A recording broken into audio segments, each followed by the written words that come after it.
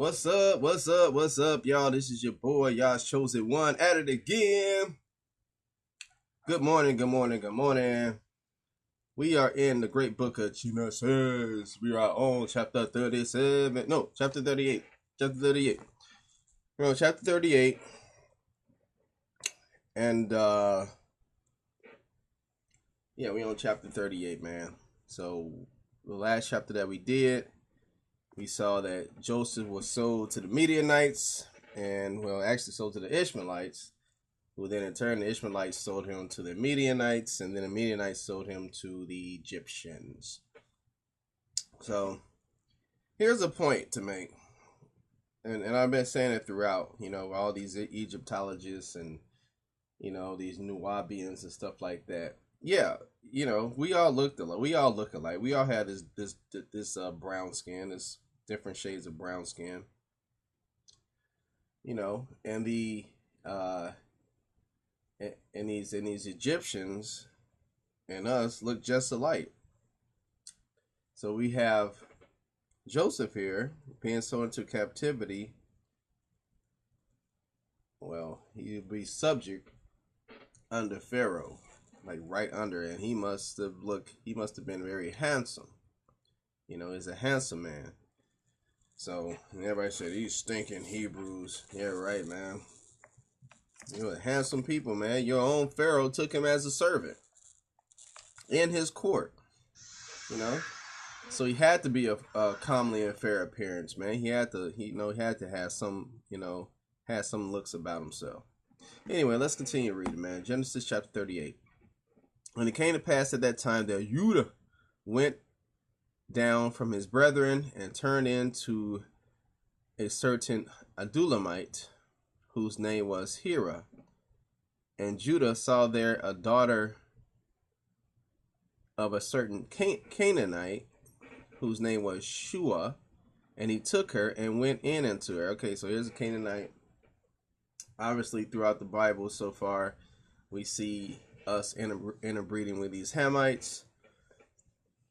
So far, I'm not going to make a thing about it, because, there's throughout, Moses. We ain't even got to Moses yet, but, like we're breeding with Hamites. There's intermarrying between Hamites, and, nothing to it. And she conceived and bare a son. He called his name And she conceived again and bare a son, and she called his name Onan. And she yet again conceived and bare a son, and they called his name Shelah, and he was at Chezib when she bare him. And Judah took a wife for his firstborn, whose name was Tamar. And this sounds like she was a Canaanite too. And Judah's firstborn, was wicked in the sight of Yah, and Yah slew him. And we'll find out what he did in Jasher chapter 45. We'll find out what this dude did. So here we go. These Hamites, he's interbreeding with these Hamites. And once again, something's wrong with this kid. Something's wrong with him. And Judah said unto Onan, Go in unto thy brother's wife. Remember, Onan is Er's brother. And marry her, and raise up seed to thy brother. So look at the sequence. Go into her, have sex with her, and marry her. Okay, so there is still something going on between just because you have sex with them. If she doesn't please you, I think the law says,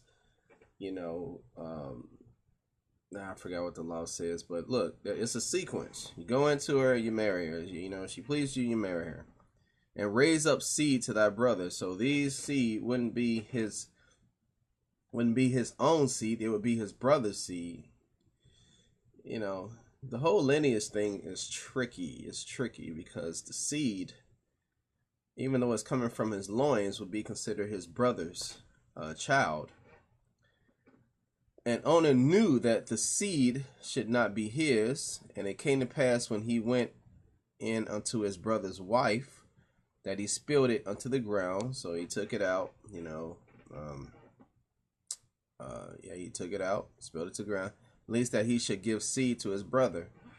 Now, the thing is here, All right. So birth control. This is some form of birth control, but the thing is that his thing is that he did.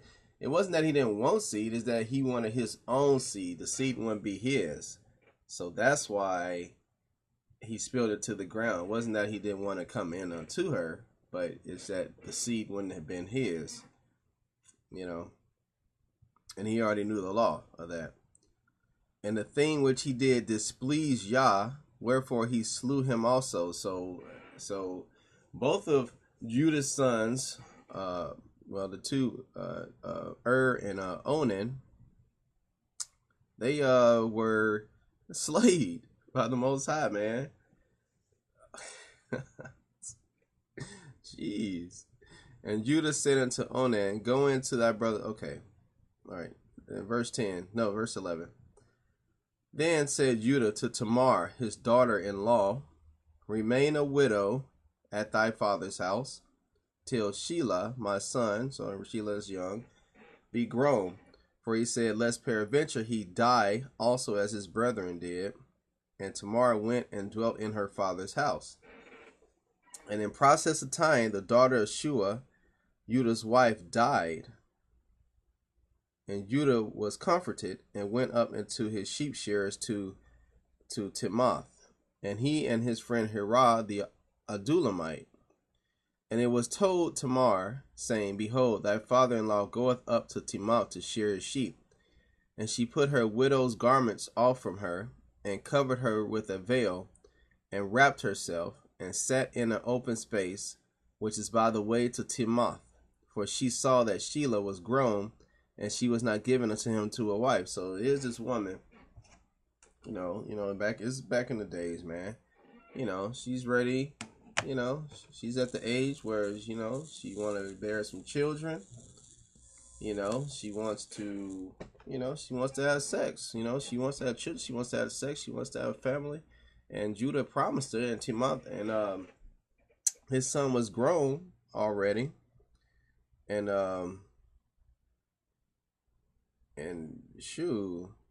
Shelah, he was grown, and tomorrow's like, okay, well, why am I still waiting? I'm ready to do this. And, she got up and left. When Judah saw her, he thought her to be an harlot because she had covered her face. So that's interesting. So harlots back in the day covered their faces. So it's interesting when you see the movies, the movies and everything, with the people back in the East covering their face. I guess a certain way they looked, they was harlots, And he turned unto her by the way and said, go to, I pray thee, let me come in unto thee. Look at that. So here we see. Now this is interesting. This is an interesting point. Now Judah is doing harlots. All right. Prostitute, harlot, whatever you want to call it. That's interesting because, this is like one of the oldest professions in the world, right? And Judah thought nothing of it. Let me come into thee, for he knew not that she was his daughter-in-law. And she said, what wilt thou give me that thou mayest come in unto me? And he said, I will send thee a kid from the flock. And she said, wilt thou give me a pledge till thou send it? So this is definitely prostitution, because he's soliciting stuff for money. So he's trying to get sex for money. Well, they didn't have money, but this was the equivalent of money, cattle. So it's definitely some form of prostitution here. And he said, what pledge shall I give thee? And she said, thy signet, and thy bracelets, and thy staff that is in thine hand. And he gave it to her, and came in unto her, and she conceived by him. So none of these brothers were going in raw back in the days. They was ejaculating all in them and stuff too, man, these harlots. And she rose and went away and laid by her veil from her and put on the garments of her widowhood. And Judah sent the kid by the hand of his friend, the Adulamite, to receive his pledge from the woman's hand, but he found her not. Then he asked the man of that place, saying, where is the harlot that was openly by the wayside. So she was openly there being a harlot. And remember, they're in some place in Canaan. So this is, this, I guess it wasn't forbidden or anything. So, she was able to do it openly out in there. And they said there was no harlot in this place. And then he returned to Judah and said, I cannot find her. And also the men of the place said that there was no harlot in this place. So she did her thing with Judah. She dipped. And Judah said, let her take it to her, lest we be shamed. Behold, I sent this kid, and thou hast not found her. And it came to pass about 3 months after that it was told Judah, saying, Tamar, thy daughter-in-law, hath played the harlot. And also, behold, she is with child by Whoredom. And Judah said, bring her forth and let her be burnt. See this? You see that? Judah's my boy and everything, but, this is definitely wrong. Because, well, being a Hebrew, being a harlot is wrong, but, he still slept with a prostitute. So, it's interesting. When she was brought forth, she sent to her father-in-law, saying, by the man whose these are, am I with child? And she said, discern, I pray thee, whose are these, the signet and bracelet and staff, all those things that Judah gave to her.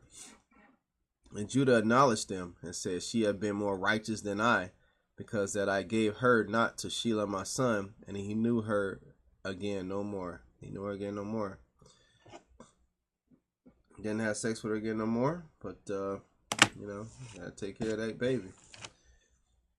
And it came to pass in time of her travail that, behold, twins were in her womb.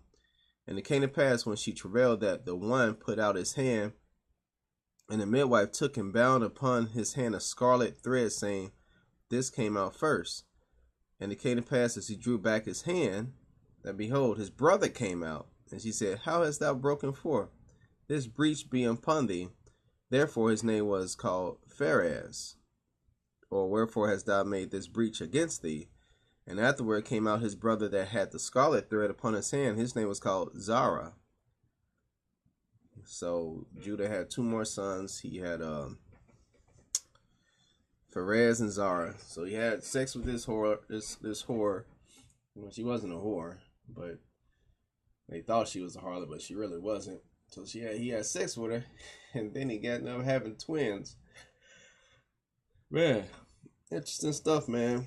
It's a lot to say about, prostitution, harlots. Oh, man. It's a lot to say about that right there. So that was interesting. That was a very good story on how you should be hypocritical on things, because, whatever you're a hypocrite about, it'll come back and bite you. This is a good story. It'll come back and bite you. I think that was the moral of this story.